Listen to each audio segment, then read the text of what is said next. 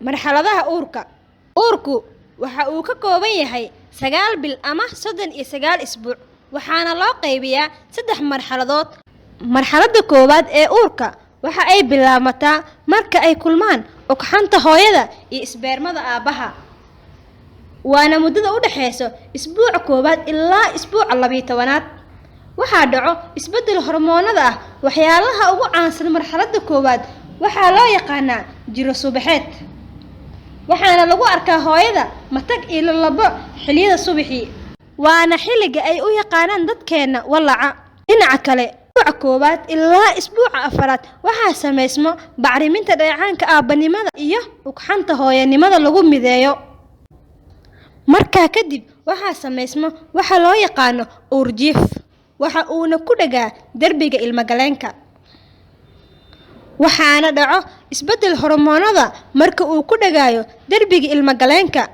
isbuuca 5aad ilaa isbuuca 7aad ee uurka waxaa sare u kaca hormoonka caanka ku ah uurka marka la soo gaabiyo loo yaqaano HCG, waxaana sameysmo wadnaha cunuga iyo maqaarka kore ee maskaxda iyo lafdhabarta.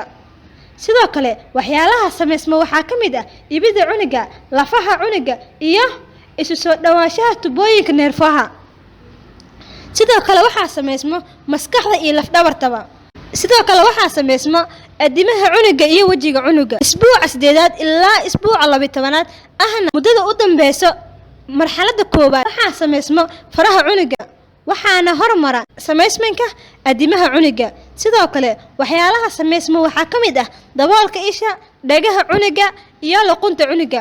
waxyaalaha kale oo sameysmo waxaa ka mid ah xudunta ayadoo isku xireyso caloosha cunuga iyo ibida.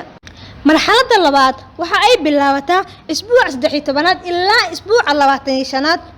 aan isla fiirino horumarka cunuga ku jira ilmagaleenka.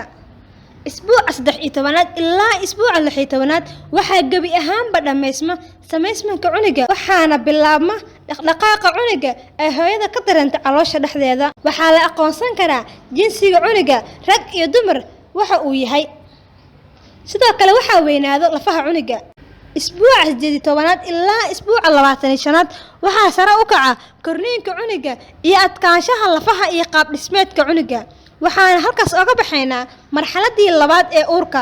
marxaladda saddexaad waxa ay bilaabmataa isbuuca 16aad ilaa isbuuca 39aad. marxaladdan waxa uu cunuga dhex dabaashaa ilmagaleenka, waxa uuna isku diyaarinayaa inuu soo baxo oo waqtigiisa ayaa soo gabagaba ah, waxaana kor u kaco miisaanka cunuga iyo shaqaynta hab dhismeedka cunuga. mahadsanidin.